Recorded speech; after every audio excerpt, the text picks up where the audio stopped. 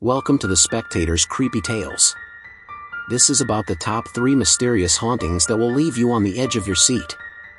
So sit back, relax, and let the silence fill your abode. Now open your eyes. Tale 1. A hunter by the name of John Voss was walking in the woods one evening and he came upon a door that stood erect. He was puzzled where this door came from and why it was in the woods. The door was in good condition and had no props behind it, so how was it standing alone? Yet, the hunter felt that because it was basically thrown away, he would take the door. One man's trash is another man's treasure, right? So the hunter left the woods and then returned with his son, John Jr. He wanted him to assist him with removing the door. It was at night, and they could barely find their way until they saw the white door glowing in the woods. His son was apprehensive, but the father was determined to take the door back with him. Whatever held the door in place released its grip the very minute it was touched. The hunter and his son was able to remove it from the area and placed it in the back of the truck. All of a sudden, the door was no longer glowing and the woods around them became extremely dark. Strange sounds emanated throughout the area. Whispers surrounded John and his son. A voice whispered pleaded, "Put it back. It's not to be removed. Put it back." The father and son got into the truck immediately and then drove away. When they returned home, the hunter and his son removed the door from the back of the truck and placed it in his garage. That night the son dreamed that 3 little children was standing at the foot of his bed and looking at him. Then one of the little girls walked over to the head of the bed and looked at Junior. Her face was pale and her eyes were dark. She appeared to be sick and malnourished. Junior was frightened and he was even more shaken when the girl touched his face. Then the children disappeared. When he awakened from the dream, his room was dark, but his face felt hot. He arose from bed and went to the bathroom. That's when he noticed the little girl's handprint was on his face. He was so afraid he ran to tell his father about the dream. However, his father fussed at him because it was in the wee hours of the morning. John Sr. was very tired, and he thought that his son was having a nightmare. Therefore, he scornfully dismissed him.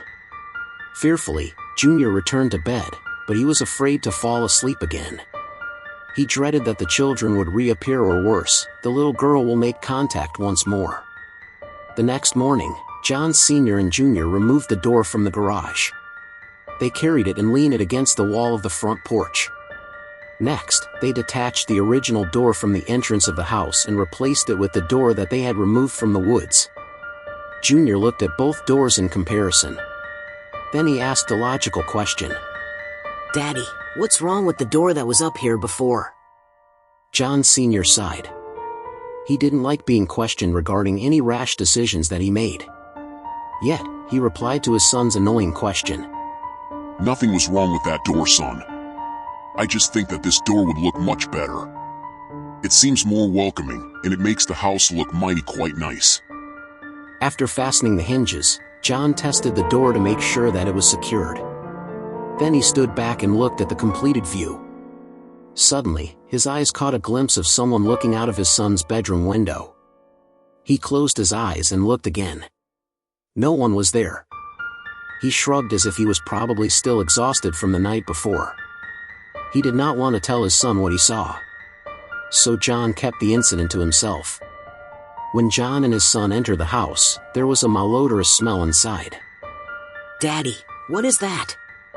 It smells like a dead animal." "Well, son, I don't know. Maybe it's the meatloaf that your mother cooked the other night." Junior nervously mentioned to his father. "Daddy, you best not let Mama hear you say that." "The truth is the truth, son. Hell, look there outside, and see if any of the dogs or cats are dead. That may be the stench." "Yes, Papa." Junior complied and went outside. He walked around the house and inspected every nook and cranny. He did not find any dead animals, but he did see a lot of flies at his parents' bedroom window. He returned to his father and told him what he saw. "Daddy, I didn't find any dead animals outside, but that smell is getting worse." "Then look around the inside of the house. It may be some things that your mama didn't launder." "Okay, Papa." Will do, but I did see a lot of flies around you in Mama's bedroom window. What? Said you seen what there, son? I saw lots of flies next to you in Mama's bedroom window. For true, my son? Yes, Papa, and I saw some wasp too. Oh, hell nah. That's not good. John looked at his son and then he went upstairs to check it out. To his surprise, there were flies flying around outside his window and inside the bedroom, just like Junior said. He closed the door and called the exterminator. When his wife arrived home from grocery shopping, she complained of the odor. What is that god-awful smell? John, husband, you said that you would not clean the chitlins until I was ready to fix them. John was annoyed by his wife's remark. Mildred, the chitlins are still thawing in the refrigerator. I don't know where that smell is coming from. Mildred sniffed the air. She placed the grocers on the table and then she sniffed the air again. I'd better check the bathrooms. You know our septic tank backs up sometimes. I just did that, Mom. Everything is fine. That funky smell is coming from another area. Oh my. John, what are we going to do? Nothing, Mildred. It will pass. Mildred became angry and stomped her feet at her husband's remark. So she corrected him. No, it won't. This smell won't pass. You only say those words when you don't want to do nothing about it. We don't know where that god-awful smell is coming from. It smells like a dunghill. John Sr. was becoming annoyed again, therefore, he made a snide comment. Well, it's not bothering me. If it's not bothering you, then it's probably you, John. Are you having gas problems again? Junior laughed, but his father did not like the fact that Mildred was implying that he has gas. Son, don't laugh at your mama. Check your shoes, boy. You could have walked in droppings. I didn't walk in no droppings, Papa. I smelled it when I came inside the house. That's right, son. You smelt it, not me. Mildred stomped her feet again and chided her husband. John, stop being ridiculous. I want you to get to the bottom of this. It smells awful in here, and we may have guests this evening. Oh yeah? Who is coming over? You forgot that Alvin, Lucy, and Hannah Gardner is coming over? Yes, I did forget. Well, I better go and wash up. Oh, honey, where did you get the new door from? I was surprised that you didn't buy a new lock. Oh. Papa found the door in the woods, Mama. If you would hush up, boy, I would tell her about the door myself. I don't need you to speak for me. I'm sorry, Pa. You sometimes get delayed with answers. I got this, son, and I can speak for myself. I got it from Graydon's woods near the river. I heard the first time. Now, I told you, John, about picking up things from out of those woods or off the streets and then bringing them in the house. You don't really know why that door was stashed in the woods. Removing it may have opened a portal. That door probably was preventing something from entering our world. I heard what you said, but there is nothing wrong with that door. I didn't have to pay for it either. I don't fool with anything from round here. But leave it to your daddy to be cheap and attach a door from the woods to our house.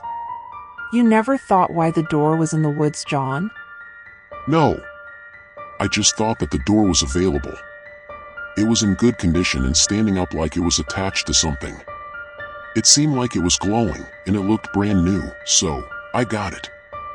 Standing up all by itself? It was glowing? Yes, and I got it since you want to know, my curious wife. You are so special, John. Real special. John was shocked at his wife's reaction to the new door. I need to put my things up so I can start dinner. Junior looked at his father. He shook his head, indicating that his mother shouldn't go into their bedroom.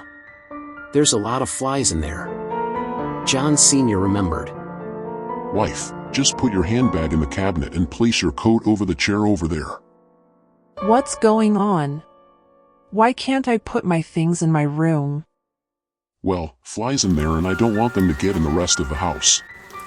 I gotta call the exterminator. Wait a minute. Flies in our bedroom? None of this happened until you attached that door to our home. Calm down, woman. I got this under control. John called the local exterminator. This was a man at the time who invented a substance to get rid of rodents, roaches, or anything that invaded homes. He arrived in an hour and was ready to eradicate the problem. John explained to him about the flies in his bedroom. I will handle it. First, I'll assess outside and spray out there too. Then I will take care of the problem inside your house. Good.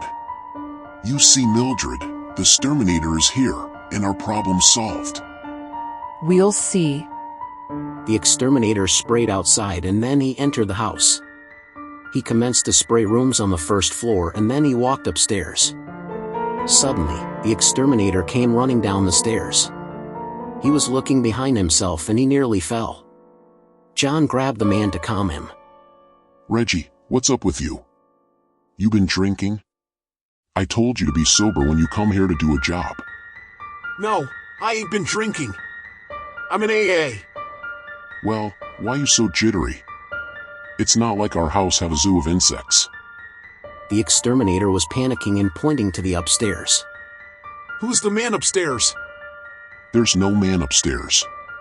Me, my wife and son is down here with you. There's a man upstairs. I was up there and while I was in the hall, all the doors opened on their own. Then a man wearing a black suit, long black coat and hat came out of one of the rooms.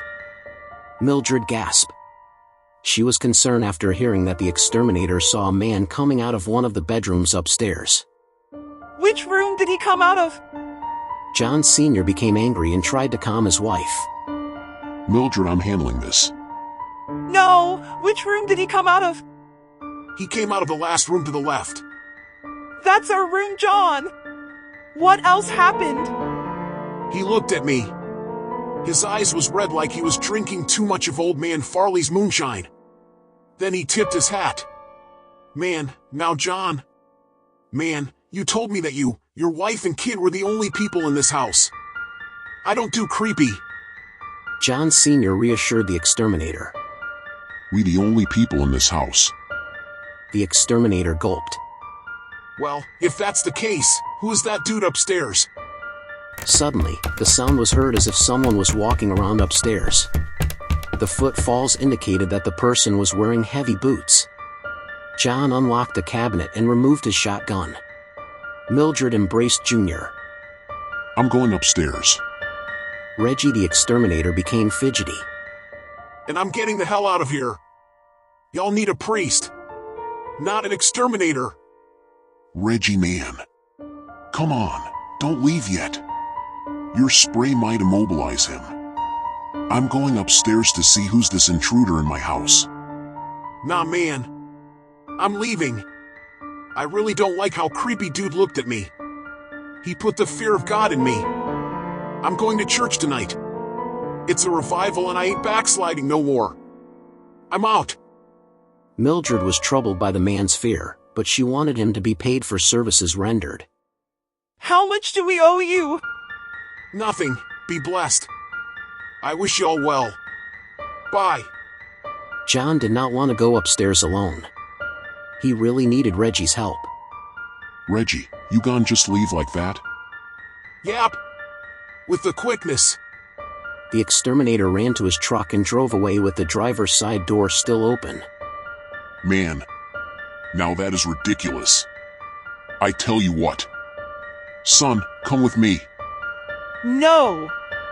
He is staying to protect his mother. This is probably happening because you bought that godforsaken door to this house. John became annoyed because he was afraid to face this intruder alone. You stopping the boy from becoming a man. He has to learn to be brave. No, you are afraid to go by yourself and you want Junior to go with you. Take responsibility, John.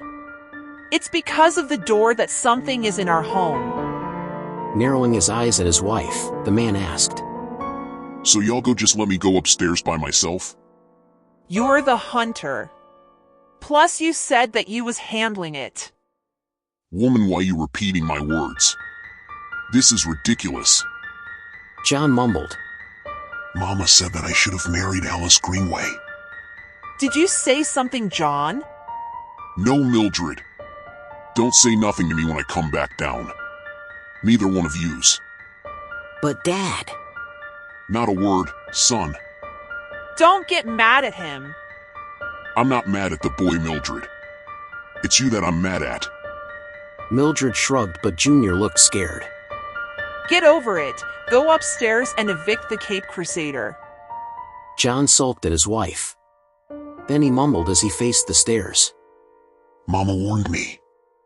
Mom, maybe I should go with Dad. No, son. Stay and protect your mother. This won't take long. John Sr. walked upstairs, and each step that he took, he heard other footsteps drawing closer to him. Once he was at the top of the stairs, an image appeared. John screamed and shot at the apparition. Then he ran downstairs to his wife and son. Mildred tightened her grip on her son. She nervously questioned her husband. What did you see? John, honey, what did you see? What did you shoot at? At first I saw a hooded figure, and then it turned into a man with a burnt face. Oh my lord! What are we going to do? We are going to sleep downstairs tonight, and I will take the door back to where I got it from in the morning. John, you can stay here, but me and my child is going to a hotel. Well, I'm going too. John and his family left the house and went to a hotel. They tried to cancel dinner, but their guests didn't get the message. Alvin, Lucy, and their daughter, Hannah, arrived at the house. Although it appeared as if no one was home, the family still approached the house. Stepping up to the porch, they heard nothing. The wind blew strangely, as if warning the family to back away. Yet they were determined to see their friends. They knocked on the door, but there was no answer. Then they began hearing people talking inside. Yet no one responded to them. They knocked on the door several times, but no one answered. Soon the talking inside the house ceased. They looked through one of the windows and they saw no one, yet they heard voices. It was like several people were in one room. This is ridiculous. I'm going to call Mildred. Lucy called Mildred and had her on speakerphone. She was fussing at her friend.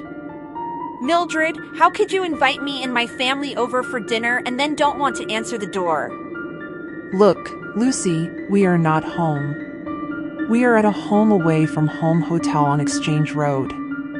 I tried calling you to cancel because something is going on with the house. Get away from there. Now. While Lucy was talking to Mildred, the front door to the house opened. All of the lights inside were flashing on and off at the same time. The family ran and got back inside their car and drove away quickly. They drove to the hotel and met with John and Mildred. Junior was taking a shower. Mildred and John explained what happened. To their surprise, Alvin and Lucy was willing to help. They all returned to the house. Hannah was terrified more than anyone, for she was near the door when it opened on its own. Junior liked her anyway, so it was his pleasure to hold her hand and comfort her. When everyone got out of their cars to approach the house, they noticed that there were handprints on the door. Alvin and John was wondering what they were dealing with. Mildred covered her mouth with her hand.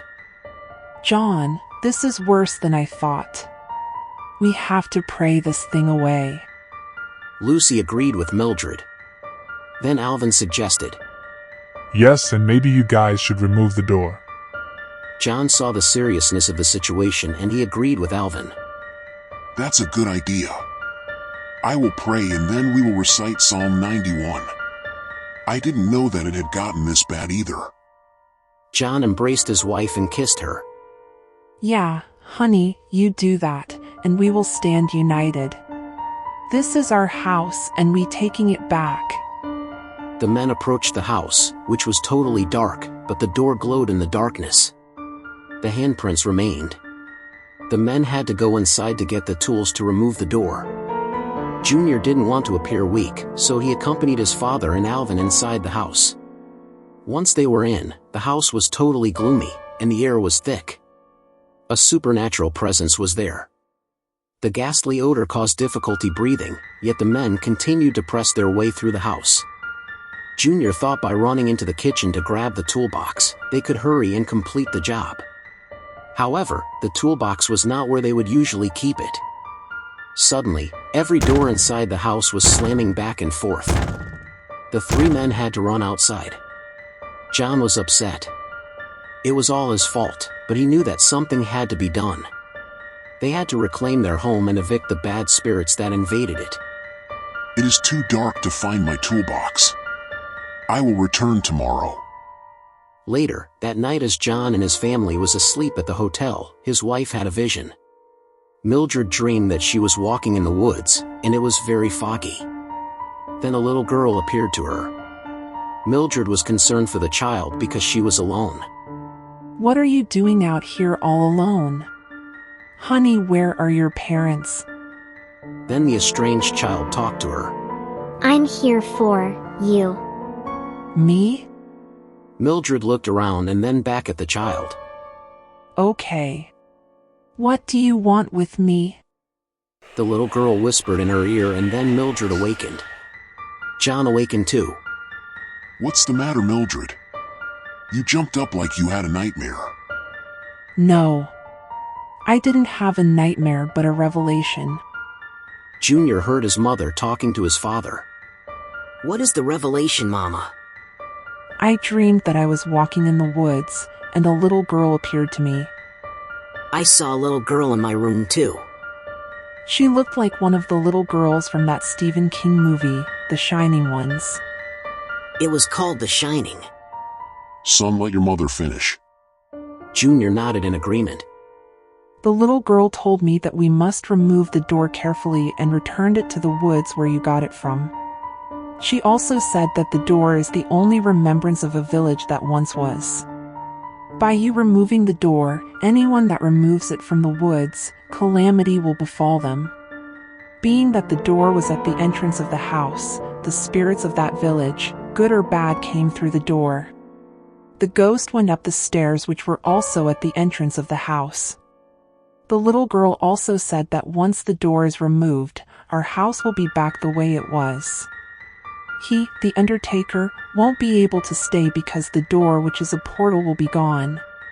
She warned that wherever the door goes, the undertaker follows. He was the man upstairs that Reggie, the exterminator, saw. Remove the door. Well, we are going back home in the morning. We don't need the gardeners to come. This is our house, and we will reclaim it. And son, we will remove the door and take it back to the woods. Okay, Pa. The family returned to their home. To their surprise, the toolbox was on the porch.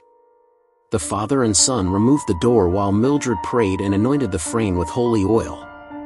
John Sr. and Jr. carefully placed the door on the back of the truck. Then the previous door was placed back to where it was. John Sr., Mildred, and Jr. entered the house, joined hands, and prayed. Amazingly, the spirits exited the home because the door was no longer attached. The family was glad to have their house back to normal. John Sr. and his son left to take their journey to return the door to its proper place. Mildred remained to continue to take authority over her home and clean up. She sang songs and anointed the interior of the house. She cited scriptures to assure her peace and light enter the house. It was a brightness that could be felt. Mildred knew that the Lord had sent his angels to remove the evil presence from the house. She was grateful. When John Sr. and Jr. returned to the woods, it appeared dismal. They could hear the hooting sound of an owl, which made the place creepier. Other noises were unrecognizable. As they walked into the woods, they found the spot to where the door once rested. The father and son placed the door back in the spot, and it stood erect on its own without the use of props. They left the woods and returned home. Just as the little girl said, their house was back to normal. Their home was no longer haunted, and the family felt the peace of God in their dwelling. This incident taught John Voss a lesson, and he never picked up items from out of the woods or off the street again. I know that one person's trash is another man's treasure. However, some trash can be another man's trial, so be careful. However, the story doesn't end there. A group of young adults were in the woods and saw the door. They were impressed by its pristine and gleaming condition. The young adults removed it from the location and took it to their home. The little girl watched them drive away. She cried because she saw the undertaker sitting on their rear seat in one of the cars. Now another home will be infected by him and other spirits. Tale 2. There's a spooky house so dark and desolate. No one dared to venture on the forbidden premises. It's located on a deserted road that people feared to tread. For those who took the risk were never seen again. No one resides there, yet there is the sound of life inside. It's not heard during the day but occurs in the dead of night. Not a suggested home to buy, and vacant for over 100 years. No one wanted what the locals called the House of Tears. Former occupants that lived there died in unusual ways. Some died in their sleep, others died while awake. It is said that the house is cursed because of all the fatalities. It was something evil present, and that was the reality. Even animals and insects dared not to go near. The old house of lost hope and despair. What did the previous occupants conjured? What door did they open? What portal did they access? What deal was broken? The supernatural world can bring danger to one's soul. When one dabbles into the dark recesses of the unknown, there's a ghost hunter and mystery writer that wanted to explore the house, where no creature stirred, not even a mouse. Eldrin Thompson wanted to venture into the haunted abode, to investigate the abandoned house where death has a hold. What awaited him could not be fathomed or explained, for there were numerous ghostly entities that called him by name. One in particular called himself Seth. He was quite alarmed by the unwelcome guest. "Who are you? Don't I recognize you from somewhere?" "No, I'm just passing through. This is my first time being here." Then the ghost asked, "What brings you here, stranger? Don't you know that at this very moment your life is in danger?" Eldrin asked, "Who are you, because I know the dead don't speak?" The ghost replied, "I see I have a skeptic, but when I'm done, you will believe." Eldrin mentioned, "I am not a fearful man, this can be explained." The ghost stated, "There's nothing to explain, but I will add your name." "Add my name to what?" "I didn't sign in." "Oh, you signed in when you entered in." With that being said, the ghost hunter became scared.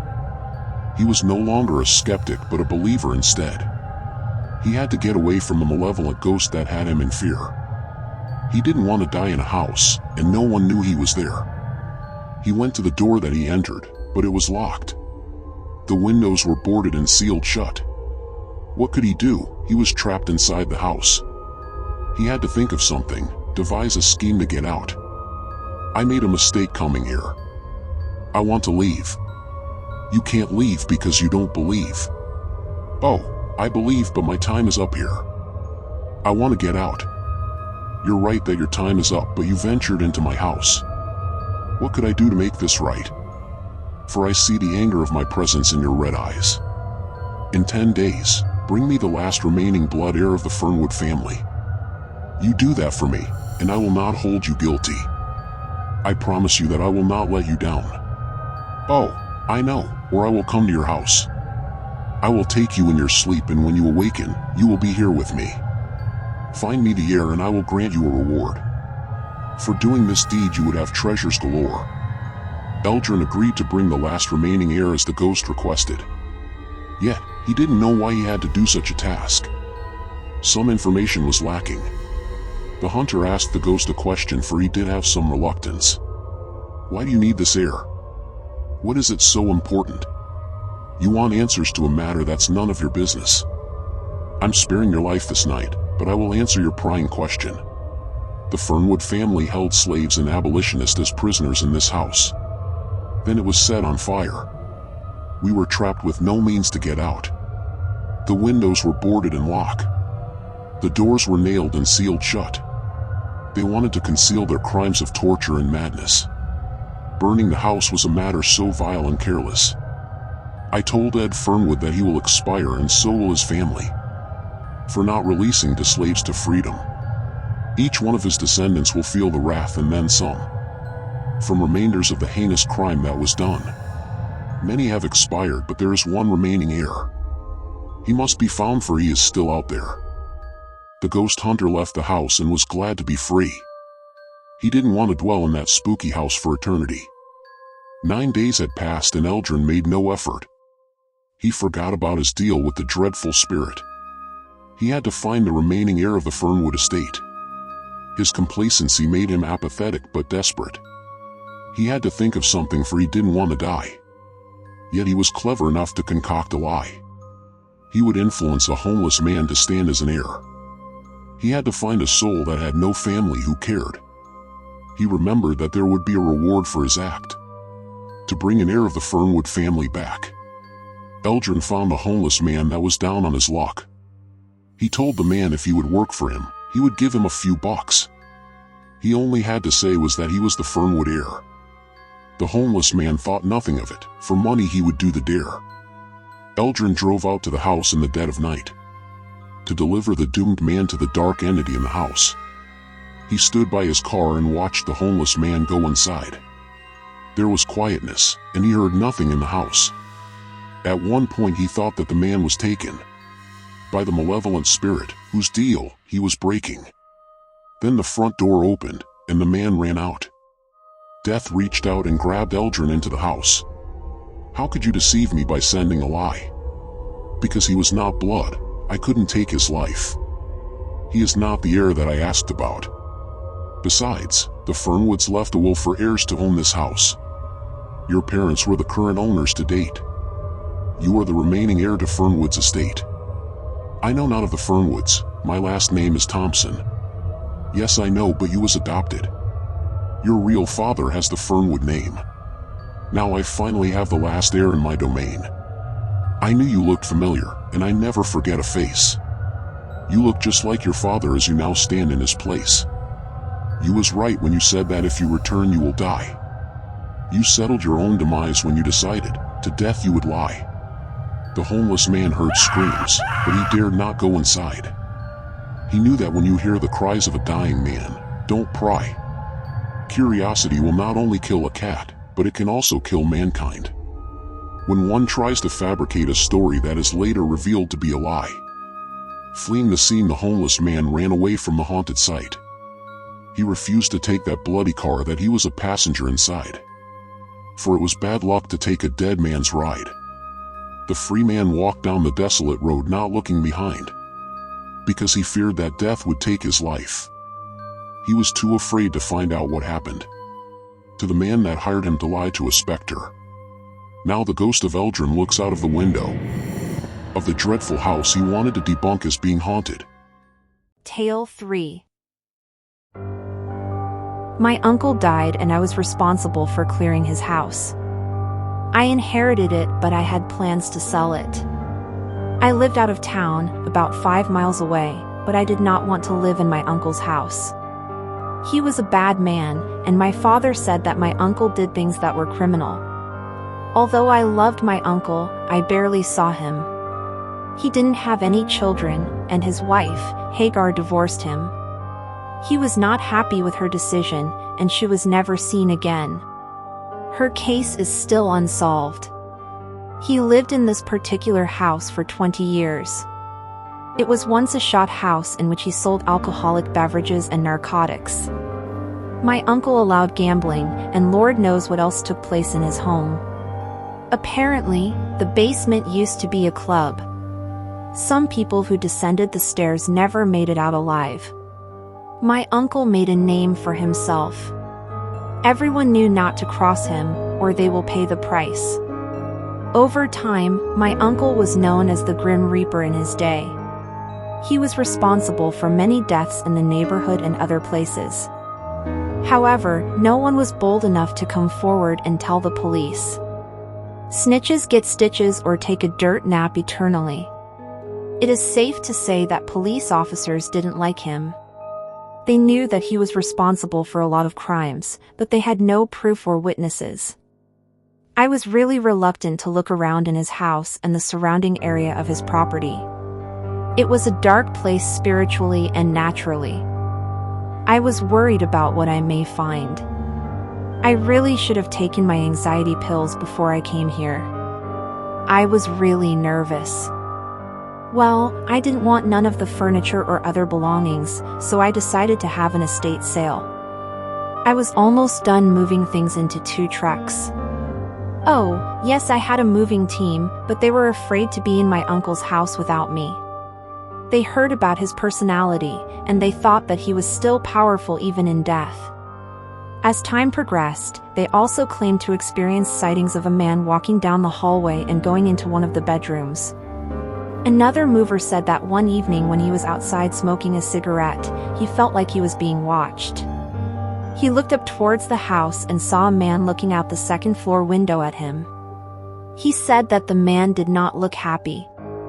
The mover did not return to finish the move. I was respectful to the mover's concerns and I tried to hurry so that we could leave the house. However, I just had to go one more place. I had to go into the basement to see what was down there. Descending the stairs into the basement, I noticed that it was extremely dark. There was a musty odor too. I turned on my flashlight to locate a light switch. There was no switch, but I saw a pendant light with a chain attached to it. Pulling the string, turned on the lights and noticed that there were more furniture pieces. I looked around to determine if the furniture was worth saving. I continued to look around in the basement and I noticed wallpaper that appeared as if it was covering something. The paper hanging, as it was often called, was old and worn, like it was placed there for a reason. The breeze that entered the basement blew the edge of the loosened wallpaper. I was able to see that a door or something was behind the wall. I peeled away the wallpaper and saw that there was a door hidden within the wall.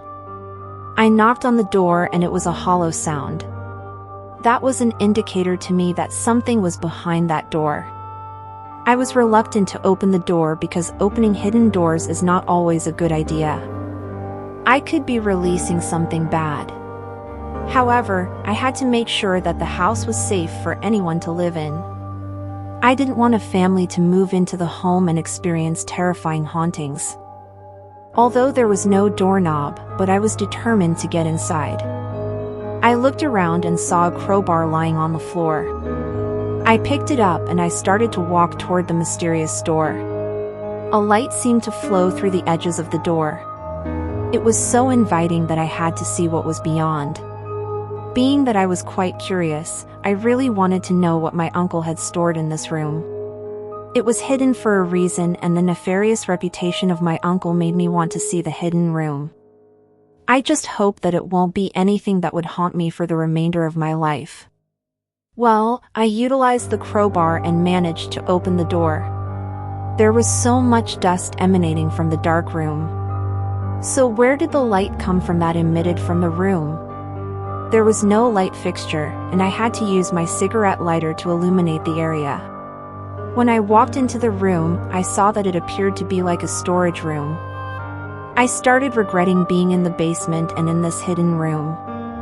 I was down there alone, and I saw jars line the shelves as if valuable items were stored in them. I continued to walk around and looked at the jars. Inside of them were bills and coins. I didn't want anyone to see what I discovered. So my plans were to come back the next day and move some of the items out of the basement. Yet, I was going to take the jars of money home and count them. As I was about to exit, I saw a jar that seemed to have liquid inside. I walked over to see what could possibly be inside this jar. The liquid was gel-like, and to my surprise, there was a human hand inside. That's right. It was a human hand. I couldn't allow the movers to see this. I walked back upstairs and told the movers that we will resume moving the remaining items from the basement in the morning. I told them that I would see them then and to be safe. They were glad to leave the spooky place. I remained at the house, and I locked the door. I gathered a few boxes and commenced to packing the jars of money. Nevertheless, I placed the jar with the hand inside in another box. I thought to myself, who could this hand belong to and why was it in my uncle's basement? I managed to get the boxes in the trunk of my car. I did not want anyone to see the hand. If someone was to see it, the police would be called, and my uncle's house would be a crime scene and in the newspaper. When I arrived home, I removed the boxes from the car. However, the box with hand inside the jar, I left in my car. I was not comfortable having nothing like that in my home. Later that night, I heard a knocking sound. I got out of bed and went to my front door. I looked through the peephole, but I saw no one. I was about to go back to bed when I heard the knocking again. This time it seemed to be coming from inside my hotel room. I walked around seeing if I could determine where the knocking was coming from. I came upon the box and opened it. There inside was the jar that contained the hand. How did this box get inside my room? Was someone in my room? The hand was moving around inside the jar, but how was it able to make such a loud knocking sound? I thought to myself, maybe I'm bugging. There's no way for an unalive hand to be making knocking sounds from a jar. I looked out the window and I saw that it was snowing. I assumed that it may have been the wind. I returned to my room and I didn't hear the knocking sound anymore. As I lay in bed, I was wondering if I should call the police and give them the hand. Maybe they would be able to obtain DNA samples to discover who the hand belonged to. Yet I wondered, who did the hand belong to? Was the person still alive, and how long was the hand in the jar? Where was the body in which the hand was detached from?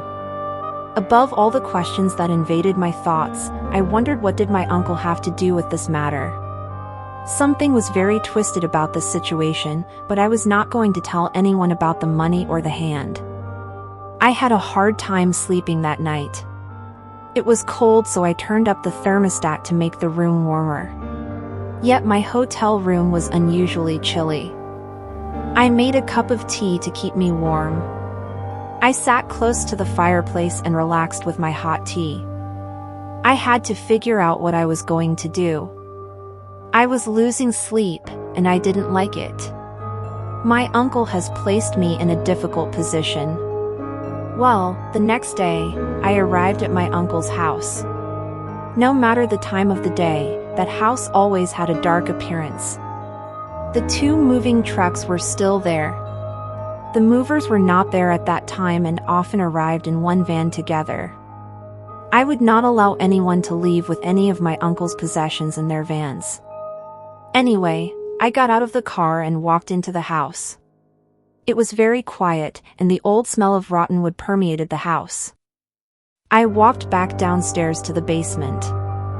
I turned on the light and started sorting through some of the furniture, books, chests, and other items. I saw that the rest of the basement was safe enough for the movers to enter. I removed as much as I could from the hidden room that once concealed money and a jar with a human hand inside. I emptied the room and placed the remaining items in my car.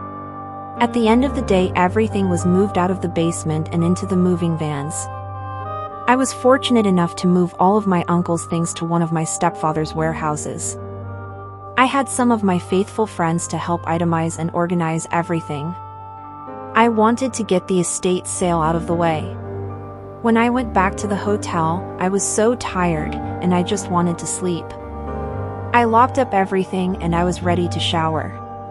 Oh, what a sleepless night. The next morning I was out the door by 6 o'clock and I was on my way back to my uncle's house. It was generally a 30-minute drive from the hotel where I was staying, but I had a lot on my mind. I was wondering what else would be discovered in the basement. I really did not want the movers to make a discovery. I had to keep some of my uncle's belongings a secret. That is the reason that I left the hotel early. I needed to get to the house 2 hours ahead of the movers. It was a lonely drive, and I didn't see any other car on the road. I only received about 2 hours of sleep because I started wondering why there was money in jars. Was that a method of which my uncle concealed his money? Was that money extorted from unwilling victims? I have never been in a situation like this, and I am in deep water. I am so deep I don't think that a life jacket could save me. I can't trust no one but God. I need answers and I need advisement on what to do. I cleaned up the house and made a list of what repairs needed to be done. It was an exhausting day, and I didn't leave the house until 8 that night. I was glad to be going back to the hotel. I just wanted some sleep. When I arrived at the hotel, I felt a sense of normalcy. I was glad to be away from my uncle's dreadful house. I went into my room and got my nightgown out of the drawer. I went into the bathroom and turned on the shower. As I bathed, I heard the sound as if someone had opened the bathroom door. I pulled back the shower curtains, but I saw no one. I thought that maybe my mind was playing tricks on me. I was tired. Next, I heard the strangest sound. It was a squeaking noise as if someone was cleaning a window. So who was in the bathroom with me? I pulled back the shower curtain slowly. To my surprise, it was the hand crawling on the floor. I screamed, jumped over the hand and ran out of the bathroom. Then I realized that I didn't have any clothes on. I went into my room and put on a pair of pants and a shirt. I didn't care if they didn't match. I just wanted to get out. I was almost outside the door when I thought, what am I doing? I'm running from a severed hand. I was going to chop it with something until it died. I got a switchblade from my purse and I crept into the bathroom. I looked for the hand. It was not in there. I must say I was so glad, nevertheless, I had to find that hand. I searched everywhere but I could not find it. I retired to bed, but I had the switchblade under my pillow.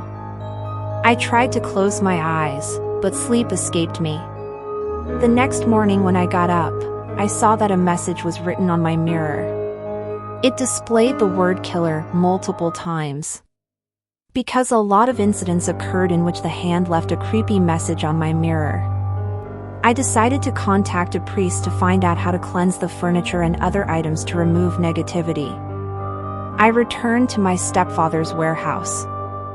I cleansed the furniture with homemade soap the priest gave me. I also used holy oil and I had to pray as I cleaned each item.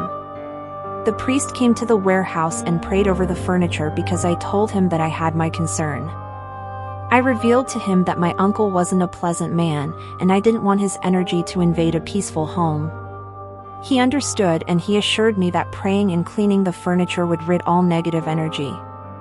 I finally had the estate sale, and it was a success. I was glad to be rid of all of those things. Now I had to decide what I was going to do about the hand. The money that was in jars in my uncle's basement turned out to be $500. When I arrived home, there was the word killer all over my walls. That was it. I was going to find this hand and get rid of it. I didn't have to walk far to look. The hand was back in the jar and on my kitchen table.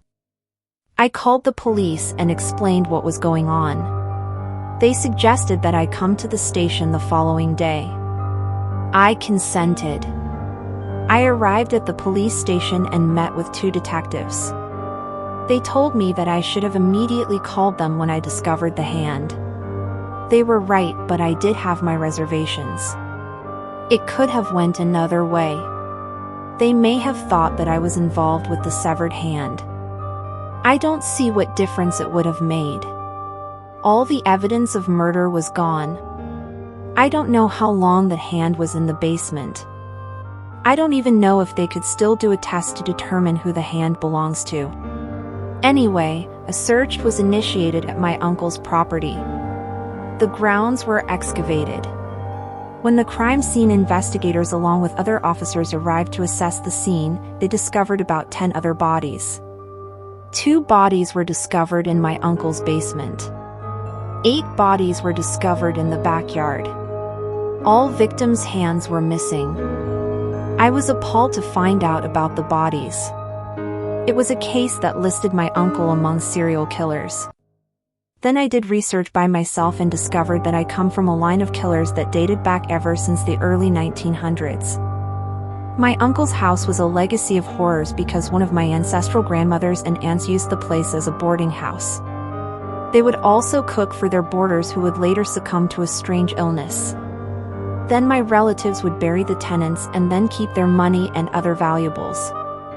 I had a grandfather and uncles who were bootleggers, and they killed anyone who was a threat to their business. I was so astonished to discover all of this information. I also discovered that my uncle's nickname was the Butcher, and he was responsible for removing the limbs of his victims that owed him money. He then adopted the nasty hobby of removing the hands of the victims so that no one would discover their identity. I got this information from an old friend of my uncle who disclosed more about the man that I thought wouldn't harm a fly. This made me anxious to want to sell the house. I talked with my real estate agent while I was closing up at my uncle's house. She informed me that no one wanted to buy the house because it belonged to my nefarious uncle. Unfortunately, there was a write-up about my uncle and the discoveries at the old house. I still wanted the house to remain on the market. One night I decided that I would spend the night at my uncle's house. I kept on my clothes and had my keys in my pocket. I was about to fall asleep, but then I heard a noise. It sounded like someone was walking down the hallway. I looked towards the door and there he was. My uncle appeared in front of the door. He entered the bedroom and he paced the floor and stared at me with his bloodshot eyes. His stare was so terrifying that if one was to stare back, he or she would probably die from fear. I would have thought that he was still alive. However, I actually picked out a suit for my uncle and carried it to the funeral home. Being considerate, I did not want him not to look like the gangster that he really was. I also was about 1 out of the 10 people to attend his funeral. My father was sick in the hospital, so he couldn't attend. The others were funeral staff, police officers, and FBI agents, as well as a few bystanders. I guess they all wanted to make sure that my uncle was dead. I know how to end this fiasco. I will burn this house down. Everybody think that I committed all of the murders. It was your Aunt Hagar that did all of this. I was not a kind man and I'm paying for it, but she is responsible for all of this. She never left. She just wanted people to think that we got a divorce. She could continue with, well, you already figured it out. You know, it wasn't my parents or brothers and sisters that did evil. It was her family. Before I met her, they had a name. I didn't know about them until after I married her. You exposed family secrets, and now you're in danger. The others feel that you betrayed the family, and you will not leave this house. You will be the last of our kind added to the number that is still here. Suddenly, I smelled smoke. I looked around and noticed that a fire had started in the bedroom. Next, there was smoke coming from the kitchen. It was over the entire house. I looked for my uncle and he was gone. Now standing in the doorway was Aunt Hagar. She smiled such a malevolent grin, I knew that she was the cause of the fire. She wanted me to die there. I began to run towards the front door. I tried to open it, but the door was jammed shut. It seems like something, or someone was holding the door and preventing me from leaving.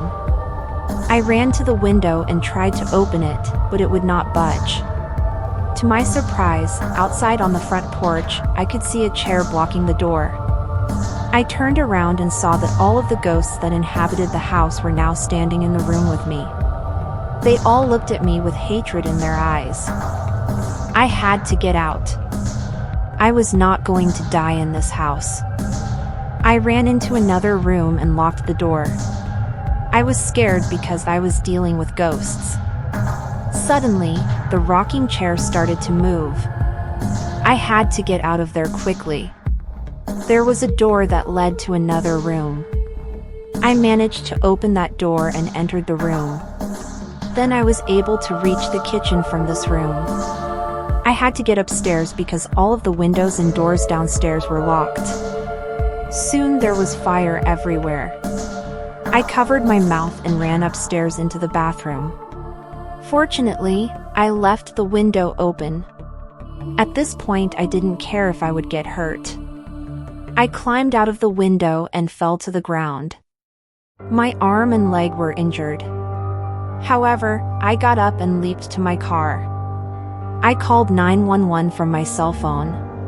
While waiting for fire and rescue to arrive, I could hear cries and moans emanating from the flames. By the time that the fire department arrived, the house was engulfed in flames. The house was totally destroyed. There was nothing salvageable. Nothing remained of my uncle's house but ashes. I was never told who the hand belonged to, but I was able to move on. There was a terrible history of the house and the land that surrounded it. I just felt that it would have been unsafe for anyone to live there, especially a family. I thought that was the end, but it's not. I never saw the hand again. I guessed whoever it belonged to was vindicated when I gave it to the police. Perhaps solving that case will at least bring closure. Nonetheless, I experienced other strange phenomenon. Afterwards, every month I had to get my house prayed for because I used to see my Aunt Hagar walking around in my house. Sometimes she would stand in the doorway outside of my bedroom and just look at me. I even had welcomed 2 roommates who claimed to see a lady walking around in the house. They were afraid of her, and they wanted to leave. I didn't want them to leave, and I'd be left alone. So I had the house blessed again, and I had to examine my life. I had to change my ways and habits, or I would always see my aunt in my house. To ensure that Aunt Hagar didn't return and to break the curse, I dedicated my life to the Lord. I wanted to make sure that no unclean spirit would be able to return to my house. It is always vital to rid your house of anything that can invite the entity or entities back into your home. You also have to make sure that you are not living in a way to invite the negative spirits back into your life. My roommates and I have also made sure that there was nothing in the house that could be a means of my Aunt Hagar or my uncle to enter the house again. They also became lifetime believers. I did not see my aunt's spirit anymore. I am so glad. You have to make a lifetime commitment to having a relationship with the Lord. I travel and share my horrifying story, and I try to help others who have survived paranormal encounters. I am a paranormal survivor. Be sure to like, comment, and subscribe. This is to ensure that these videos can be seen by others.